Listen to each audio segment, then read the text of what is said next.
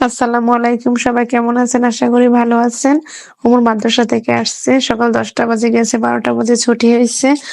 বাইরে প্রচুর গরম দেখেন তো। নরমাল আমি পানি রেখে গেছিলাম, বেলটারেও আমি নরমালি রেখে গেছিলাম যেন একটু ঠান্ডা হয়। ঠান্ডা হইলে বেলের শরবতটা খাইতে অনেক ভালো লাগে আর কি। আর বেলটা বাড়ির আর কি, গাছের মানে বাড়ির অনেক ভালো। বেলটা অনেক হলুদ একটা কালার, আর বেলের কালারটা যদি হলুদ হয় ভিতরের অংশটা, শরবতের কালারটা অনেক সুন্দর হয়, দেখতে অনেক ভালো লাগে।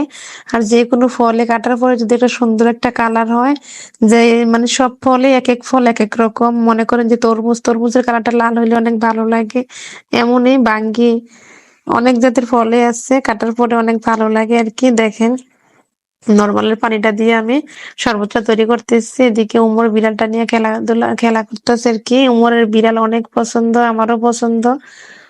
এদিকে শরবতটা রেডি হয়ে গেল, একটু চিনি দিলাম। চিনির পরিমাণটা যে যেমন খান তেমনই দিবেন। আর এই গরমে বেলের শরবতটা খাইলে শরীরের জন্য অনেক ভালো।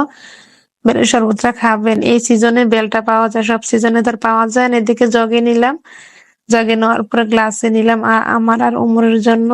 অনেক সুন্দর একটা কালার আসছে, দেখতে অনেক ভালো লাগে। খাওয়ার পরে মনটা অনেক ঠান্ডা হয়ে গেল। দেখেন মনে হয় মনে একটা শান্তি, এই আর কি। সবকিছু একটা আল্লাহর রহমত। আজকে এতটুকুই, আল্লাহ হাফেজ।